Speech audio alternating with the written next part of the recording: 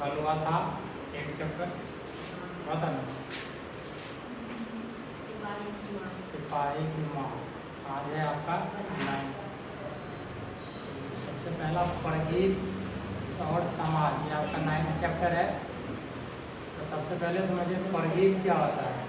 कि अगर कोई गाना गाया उसी को सुनना परगीत होता है। और समाज के बारे में तो जानते हैं कि समाज कैसा है, ठीक है। तो इसका लेखक परिचय आप बता लीजिए कि लेखक है नागवार सिंह। ये जन्म स्थान, निधन, माता पिता, शिक्षा, सम्मान और कृतियाँ। ये पहले शिक्षा का उदाहरण समझिए। लेखक परिचय, लेखक का क्या नाम है? नामवर सिंह। जन्म 28 जुलाई 1927। जन्म स्थान कहाँ है? जीयनपुर, वाराणसी, उत्तर प्रदेश में है। इनका मृत्यु हुआ था 19 फरवरी 2019 को नई दिल्ली में।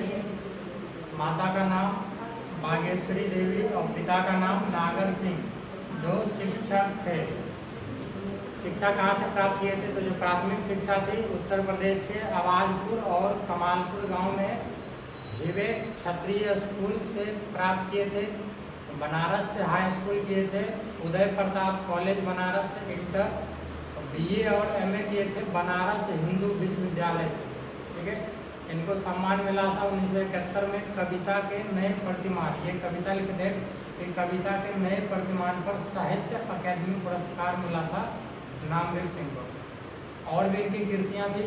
तो दूसरी परंपरा की खोज, वाद विवाद संवाद, कहना न होगा, पृथ्वीराज, रासों की भाषा, इतिहास और आलोचना और कविता के नए प्रतिमान, ये इनका कुछ प्रमुख कृतियाँ, ठीक है। इस पाठ में देखिए क्या पढ़ना है। निबंध विद्या, परगीत का अर्थ, ऐतिहासिक पृष्ठभूमि, समाज से संबंध और आचार्य राम शुक्ल का दृष्टिकोण। तो सबसे पहले क्या है? निबंध विद्या। नामवर सिंह के निबंध संग्रह वाद विवाद संवाद से ले गया है। मतलब इस पूरा चैप्टर में क्या है वो एक कि पहले के ज़माना में अगर कोई कविता लिखता था या गाना बनाता था तो पहले बहुत लंबा था कि 10 मिनट 15 मिनट का गाना बनता था। लेकिन अब का ज़माना में क्या, गाना अगर बन रहा है या कोई कविता लिख रहा है तो वो सिर्फ 2 मिनट का कविता या 3 मिनट का गाना ऐसे चलता है। इस पाठ में वही पढ़ना है। तो निबंध विद्या वही। परगीत का क्या अर्थ होता है? तो परगीत ऐसा काव्य है जिसमें व्यक्तिगत भावना या आत्मपरकता की प्रधानता होती है, किंतु यह केवल व्यक्तिवादी या संकुचित नहीं होता है। एक समझिए कि बोले ना कि गाना जो गाता है ना उसका अर्थ समझना, भाव, तो उस गाना में क्या है। और परगीत लाइरिक्स का ऐसा काव्य है जिसमें व्यक्ति का भावना, वो क्या गाना चाह रहा है और क्या समझाना चाह रहा है। ऐतिहासिक पृष्ठभूमि, हिंदी कविता में परगीत की परंपरा संतों और भक्तों की परगीतात्मक वाणियों से विकसित हुई है। आधुनिक काल में यह रूप और अधिक मुखर हुआ। मतलब पहले संत लोग जो गाना गाते थे और जो उनके भक्त थे वो वाणी बोलते थे, तो वही है ऐतिहासिक पृष्ठभूमि। समाज से संबंध, तो नामवीर सिंह बताते हैं कि परगीत काव्य केवल अकेले व्यक्ति का संदर्भ नहीं है, बल्कि इसके मूल में सामाजिक यथार्थ और सामूहिक चेतना का भाव भी निहित होता है। मतलब जो अगर गाना गा रहा है तो सिर्फ उसके लिए थोड़ी है, ये गाना गाने वाला तो गा दिया, लेकिन जो सुन रहा है तो उसमें भी तो उसका प्रभाव पड़ेगा। तो कैसे सुनेगा, नहीं सुनेगा, उसका गलत निकालेगा भाव या सही भाव निकालेगा, वही है समाज से संबंधित। अगर कोई गाना गा रहा है तो समाज को कैसा संबंध पड़ता है, उसका असर कैसा पड़ता है, वो है। उसमें एक है आचार्य रामचंद्र शुक्ल का दृष्टिकोण। ये भी एक लेखक है आचार्य राम शुक्ल। आचार्य शुक्ल को प्रबंध काव्य अधिक पसंद थे क्योंकि उनमें विस्तृत जीवन प्रसंग होते हैं, ठीक है। ये भी कविता, कहानी, ये सारा चीज़ लिखते थे, ठीक है। अभी देखिए चैप्टर आपके यहाँ से। निबंध में नामवीर सिंह पर गीत के उदय के ऐतिहासिक और सामाजिक कारणों की पड़ताल करते हैं। मतलब पहले जो गीत गाते थे समाज पे क्या प्रभाव पड़ता है, क्या कारण पड़ा है समाज पे, वो कहते हैं नामवर सिंह, ठीक है। कविता संबंधी प्रश्न, कविता पर समाज का दबाव तीव्रता से महसूस किया जा रहा है। मतलब जो कविता गाते हैं तो समाज पे क्या दबाव पड़ रहा है उनका कविता से, वो महसूस करते हैं नामवर सिंह। परगीत काव्य समाज शास्त्रीय विश्लेषण और सामाजिक व्याख्या के लिए सबसे कठिन चुनौती है। कि अगर कोई कविता लिखा तो समाज में वो कैसे सुनेगा, उसको क्या प्रभाव पड़ेगा, सबसे कठिन है। कि अगर उसका कोई अर्थ गलत निकाल लिया तो वो क्या समाज सोचेगा उसके बारे में, कैसा कविता लिखा, वो बोल रहा है। ठीक है, मान के चलिए कोई गाना ही मतलब बनाता है तो गाना कैसा है, गलत गाना है कि सही गाना है, तो उस पर समाज का क्या प्रभाव पड़ेगा। तो वो ऐसा नहीं कि जो गाना गाने वाला होता है वो कि हम गाना गा लिए तो आप फेमस हो जाएंगे तो मेरा वीडियो चला जाएगा भाई, ऐसा नहीं है। तो वही है कि अगर गाना गा भी रहा है या कविता लिख भी रहा है तो कैसा कविता लिखा हुआ है वो पहले उसको सोचना है, तभी ना। कि कविता तो वो लिख दिया लेकिन सुनेंगे तो हम ही लोग या जो समाज के लोग हैं तो वो सुनेंगे। तो वही है कि सबसे कठिन चुनौती है। लेकिन परगीत धर्मी कविताएं सामाजिक अभिव्यक्ति के लिए पर्याप्त नहीं है।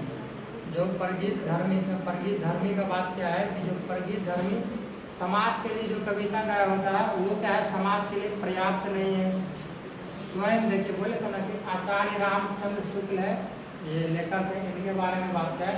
आचार्य राम शुक्ल के काव्य सिद्धांत के आदर्श भी प्रबंध काव्य थे। मतलब ये जो कविता लिखते थे वो आदर्शवादी कविता रहता था। कौन लिखते थे, तो आचार्य रामचंद्र शुक्ल, इनका कविता आदर्शवादी रहता था। ठीक है, क्योंकि प्रबंध काव्य में मानव जीवन का एक पूर्ण दृश्य होता है।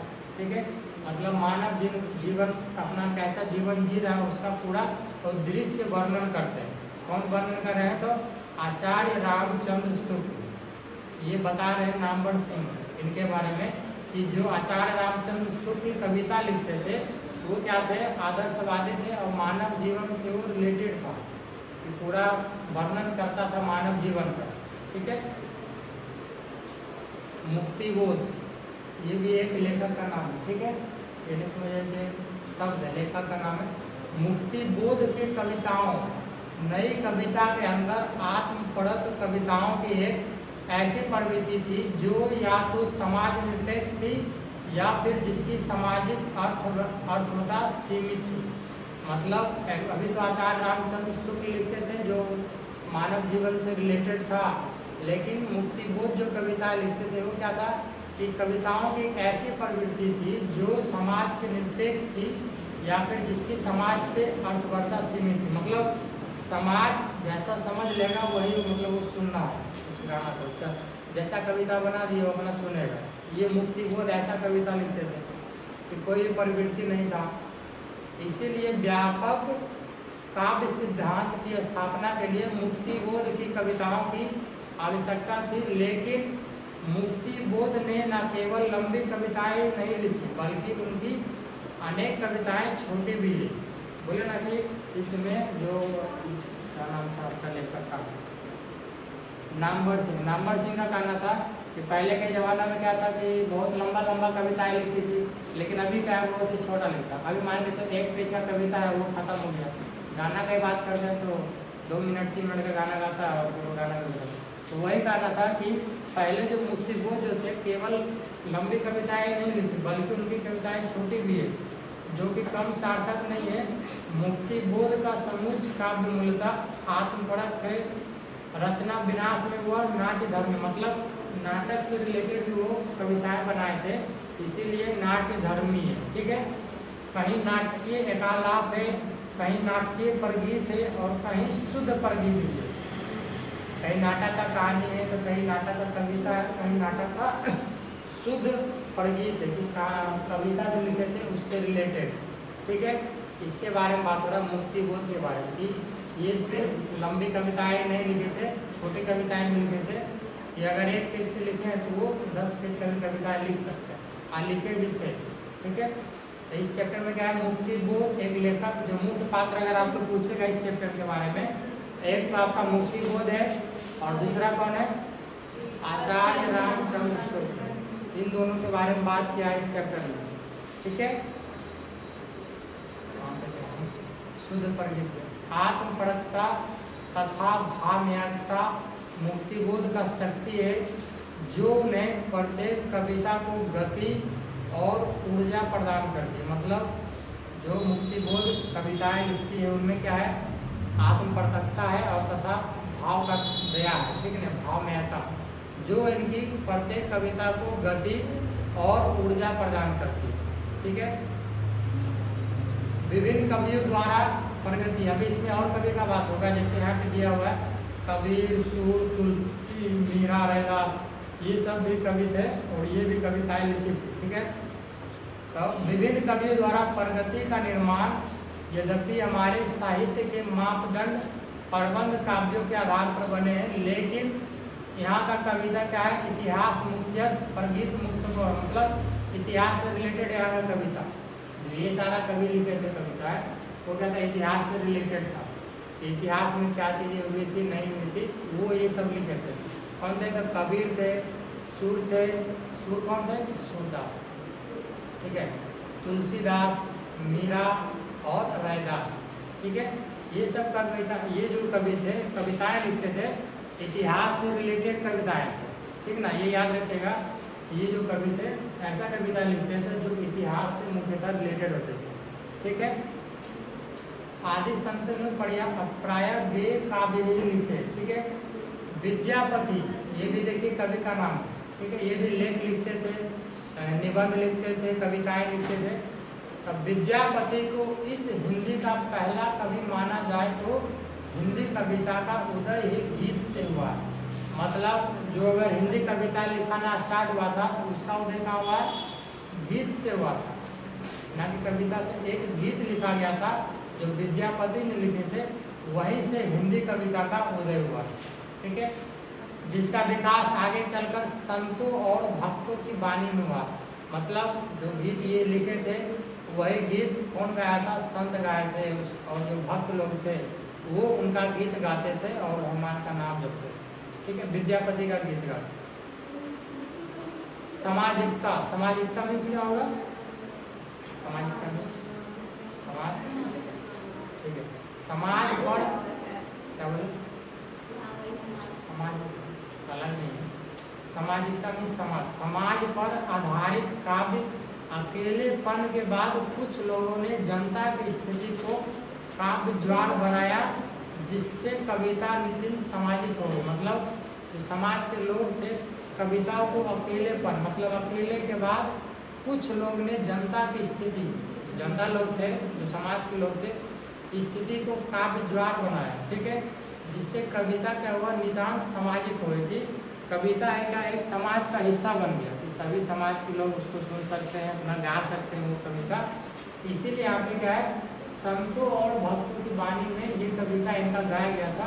वही कह रहा है कि जो जनता है क्या, काव्य ज्वार बना लिया, जिससे कविता नितांत सामाजिक हो गई, समाज से मतलब मिल गया कविता, या कोई भी कविता है समाज से अपना गाना है, लिखना है, पढ़ सकते हैं कविताओं को, ठीक है।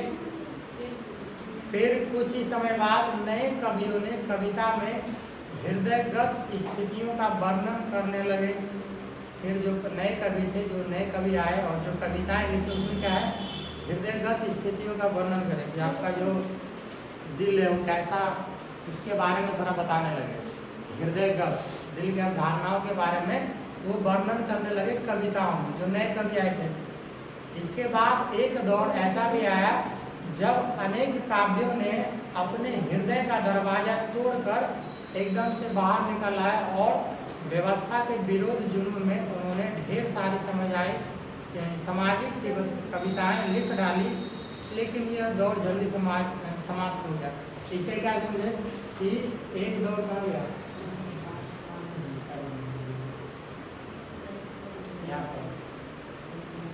एक दौर ऐसा गया है कि जो कवि थे क्या है, अपने हृदय का दरवाजा तोड़ के एकदम से बाहर निकाले। इसे क्या समझे, तो होता नहीं सैड सॉन्ग जो अभी आया एकदम, जिसका दिल टूटा तो सैड सॉन्ग सुनना स्टार्ट हो गया, फिर लगता है क्या उसका एकदम पैचअप हो जाएगा, करता है। तो वही है कि हृदय का दरवाजा तोड़कर एकदम से बाहर निकल गया और व्यवस्था के विरोध जुनून में उन्होंने ढेर सारी सामाजिक किताबें लिख डाली, लेकिन यह दौर क्या जल्दी समाप्त हो गया। मतलब एक कविताएं में तो जल्दी ज़्यादा तक चला नहीं, लेकिन अभी गाना में चल गया कि कोई भी सैड सॉन्ग अगर मन लिखता है तो तुरंत वायरल हो जाता है, यूट्यूब पे या इंस्टाग्राम पे कहीं भी तो तुरंत वायरल हो जाएगा जो भी सैड सॉन्ग लिखेगा, ठीक ना।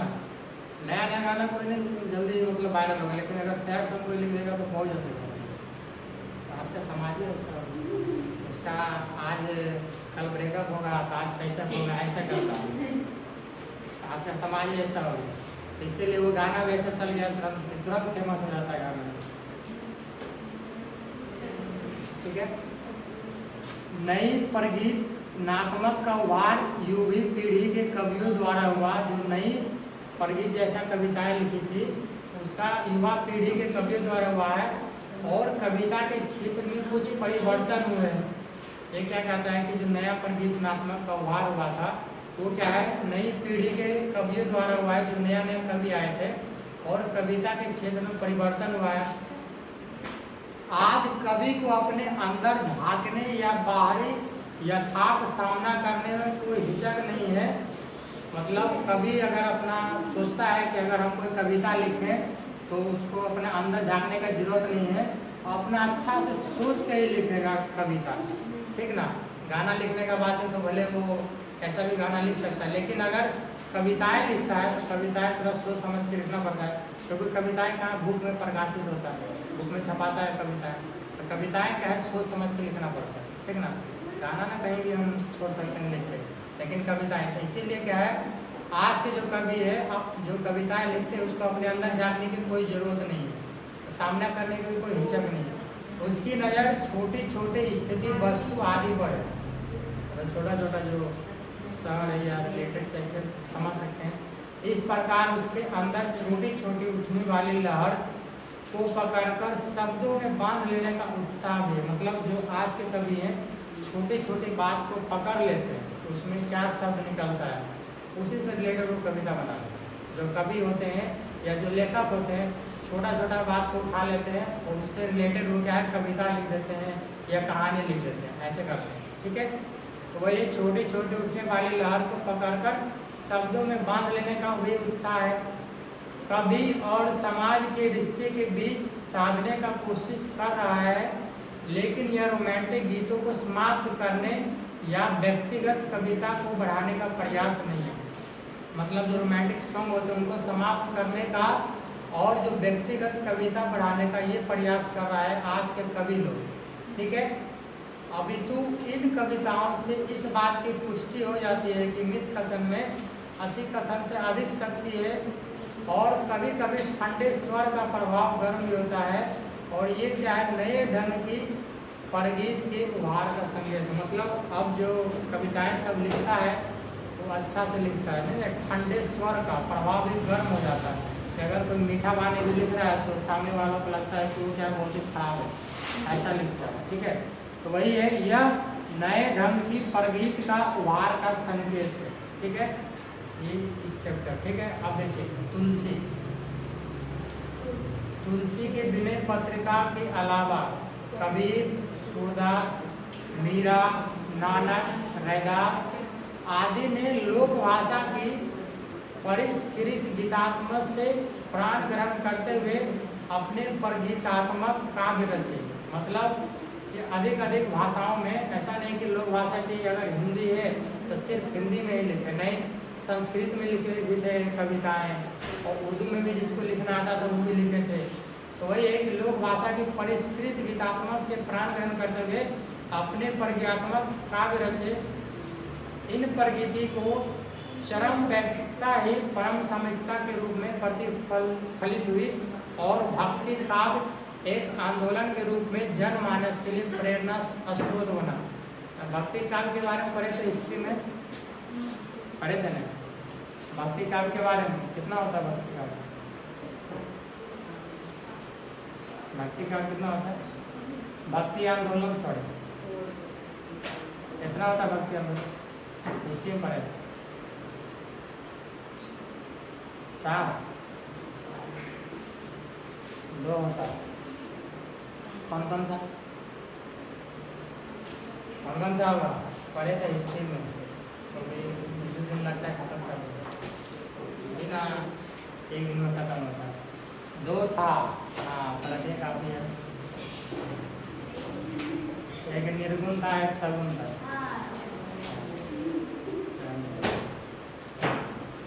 एक देखिए भक्ति काव्य के बारे में इसमें दर्शाया गया है। भक्ति काव्य एक आंदोलन के रूप में जनमानस के लिए प्रेरणा स्रोत बना। वो इसका विकास आधुनिक काल तक देखते हुए बताते हैं, मतलब आने वाला काल कि अभी कलयुग है तो इसके बाद जो आएगा उसको भी देखते हुए ये आंदोलन वाला भक्ति काव्य इसी के बारे में बताते हैं कि वो इसका विकास आधुनिक काल तक देखते हुए बताते हैं। हिंदी की आधुनिक कविताएं, मतलब जो पुरानी कविताएं हिंदी की, एक परिगीतात्मक सौंदर्य शस्त्र को विकसित कर रही है। ठीक है, इन प्रगति की चरम व्यापकता ही परम सामयिकता के लिए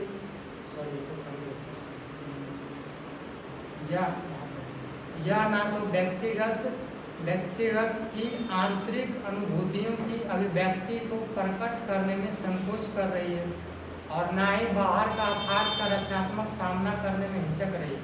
मतलब जो आज की कविताएं लिख रही है वो ना किसी को हिचक है, कुछ ना संकोच कर रहा है, एकदम अच्छा से सोच के लिखता है कि अगर हम ये कविताएं लिखते हैं तो कैसा कविताएं होगा। अगर लिखते हैं तो कोई मतलब उसको गलत तो नहीं कर सकता जो कवि लिखता है, तो उसको मालूम है कि अगर हम कविताएं लिखेंगे तो वो बुक में प्रकाशित होगा, इसीलिए। ठीक है, तो वही है कि कोई संकोच नहीं लिखने में अपना, और ना ही बाहर का अर्थात का रचनात्मक सामना करने में कोई हिचक है कवि को। जो अंदर ना तो किसी असंदिग्ध विश्व दृष्टि का मजबूत खूटा गाड़ने का जिद है और ना ही बाहर को एक विराट में आंकने की हवस है। बाहर छोटी सी छोटी घटना, स्थिति, वस्तु आदि पर नजर है। बोले ना कि अगर कोई छोटी छोटी बात होता है उसी को कभी पकड़ लेता है और उसी से रिलेटेड कविताएं और लेख अपना बना के बुक में प्रकाशित कर देता है। तो वही है कि बाहर को एक विराट में आंकने की हवस और छोटी छोटी घटना, स्थिति, वस्तु आदि पर नजर है और कोशिश है उसे अर्थ देने।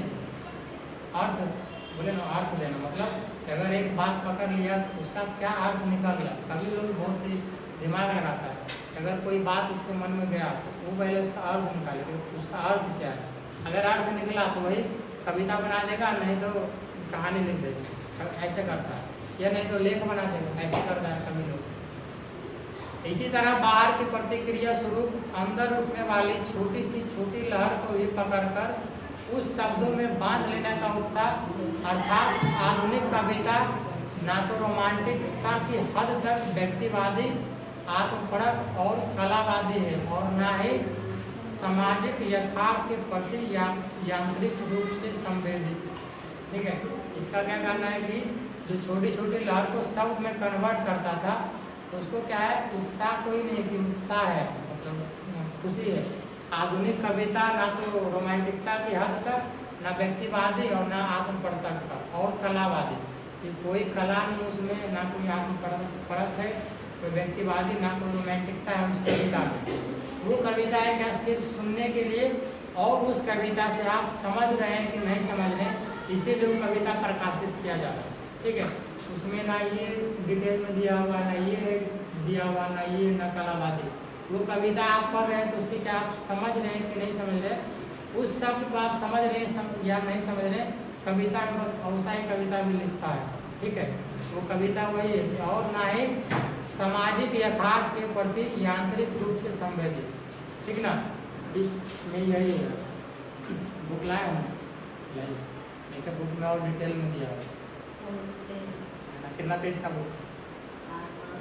4-5 है ना, आपको उतना रहता है, 4-5 पढ़ाएंगे तो आपको नींद आ जाएगा, इतना में 23 होने लगता है। मोहन राकेश, देखो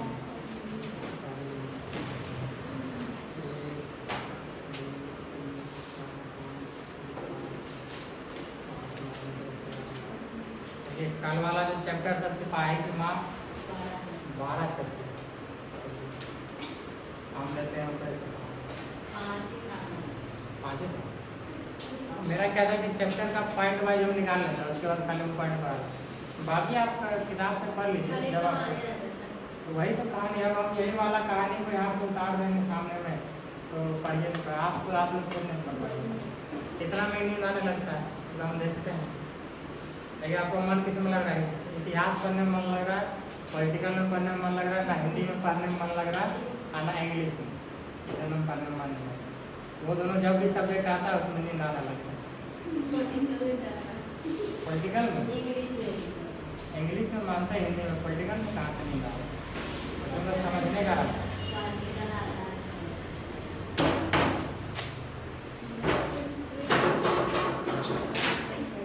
सबसे बढ़िया हिस्ट्री को भी याद है।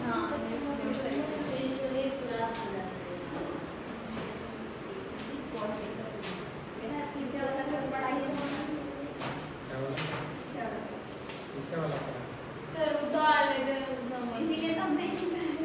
नहीं, जो हम इसे ये कहानी जो भेजते हैं ना वो नहीं उतारे, उसको कौन बोला होता है? जो पॉइंट और लेखक के बारे में भेजते वो उतारे। इसमें भी है नामवर सिंह के बारे में 1 2 3 4 5 6 चैप्टर सब 6 पेज है। वही है कविता के बारे में पूरा बनी। और जो कवि देखिए ये जो इसमें कविता है ना, ये कविता खाली एक बार पढ़ लीजिएगा, बाई चांस का कविता पूछ लेता है, ये कविता को याद रखेगा इस चैप्टर में, ठीक है? मेरे चिटा हाँ 9th चैप्टर किंगडम।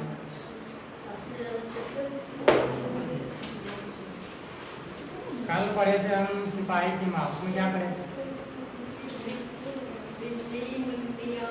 उसमें 3 पात्र था, 3 पात्र था ना, बिन्नी मुन्नी और मानक। का बिन्नी कौन था? बिन्नी कौन था? मानक की माँ। मानक कौन था? सिपाही। और बिन्नी का बेटा याद रखिए। मुन्नी कौन था? बहन थी, सिपाही की बहन और बिन्नी के बेटे। तो किस लिए दोनों परेशान थी, बिन्नी और मुन्नी? चिट्ठी नहीं आ रहा था उसका बेटा का।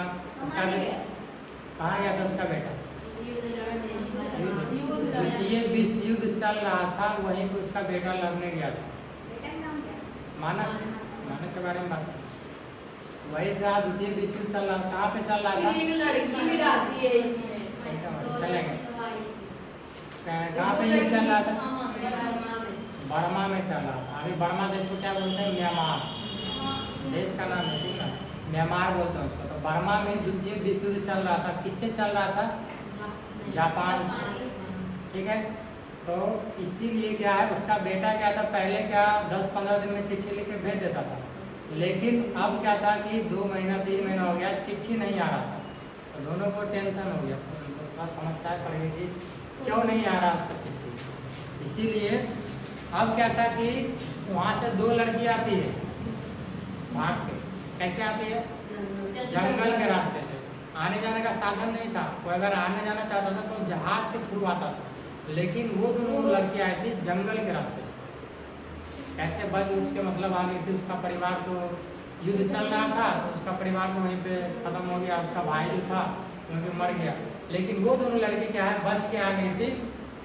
और देखिए अंदाजा क्या है कि उसी मानक के गांव में पहुंची, भिक्षा मांगते मांगते, और हर एक के घर जाके चावल दाल मांगती थी कि हमको खाना दीजिए। मांगते मांगते अब क्या है बिन्नी के घर पहुंच गई। और बिन्नी के घर पहुंची तो वो क्या है पहले पूछती है बिन्नी को, कहाँ से आई है, तुम लोग ऐसे मांग के क्यों खा रहे हो, तुम लोग कमा भी सकते ऐसे। लेकिन तो वो क्या फिर अपना वृतांत सुनाती है कि वहाँ पे हम बर्मा देश से आए हैं। जैसे ही बर्मा देश का नाम लेता है तो पता चल जाता है कि मेरा बेटा भी तो बर्मा देश में है। तो अपना वहाँ का वृतांत बताती है कि वहाँ पे तो बहुत एकदम भयानक युद्ध चल रहा है, कौन बचेगा कौन मरेगा कोई पता नहीं है। उसी के बारे में मेरा भी क्या बोले उसका बेटा नहीं चला जाता है।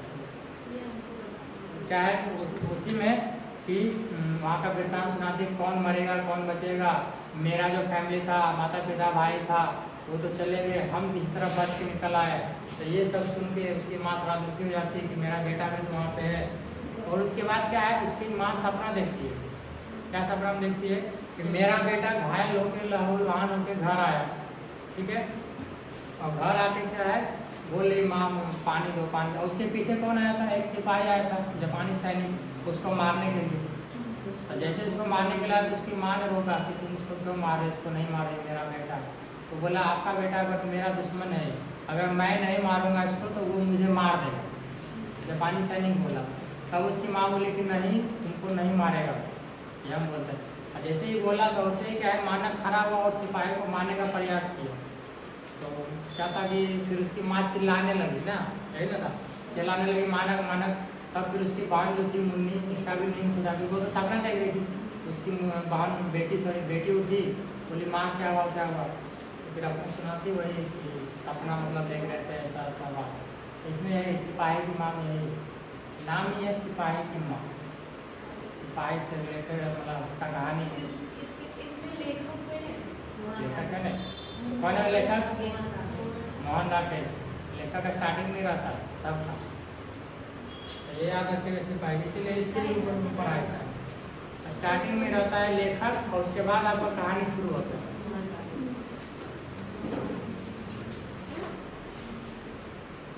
ये कहानी पर अच्छा लगता है। कहानी में अच्छा लगेगा, ये वाला अच्छा लगा। फिर से पढ़ाइए सर इसको, अभी कहानी अभी टाइम है ना नहीं है तो पढ़ाइए। ये पढ़ाएंगे, बता तो दीजिए यही कहानी है। अभी बताए ना सिपाही की माही को पढ़ाए क्या था कि 3 पात्र, इतना याद रखिए कि इसमें आपको बुक पढ़ना पड़ेगा।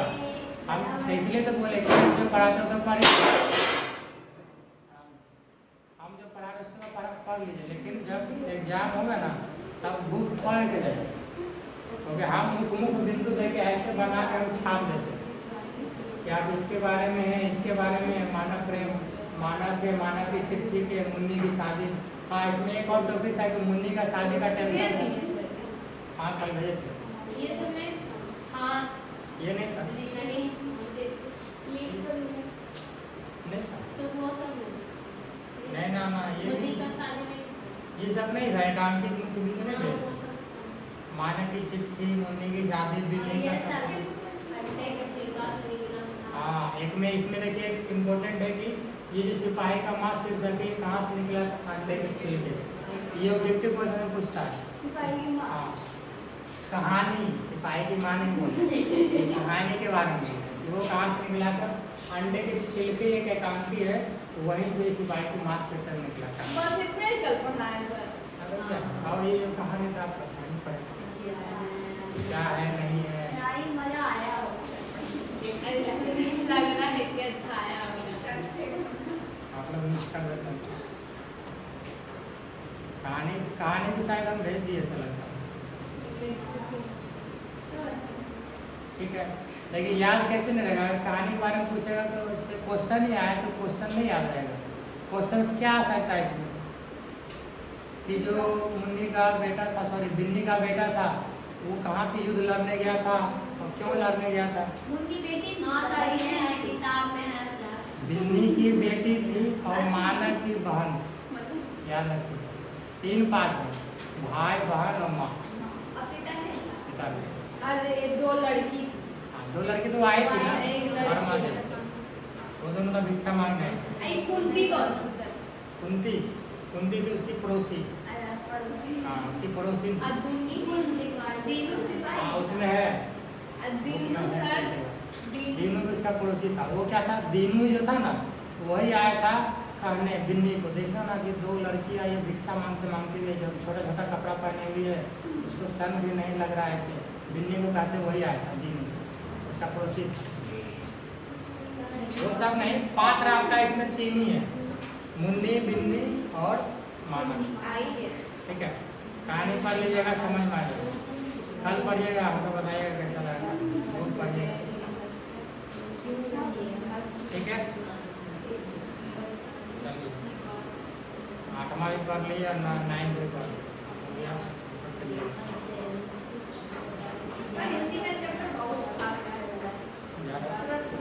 कुछ नहीं ना, मान के हम बोले ना अगर कहानी को पूरा उतार के पढ़ाएंगे तो फिर हमको एक चैप्टर खत्म में 3 दिन लगेगा।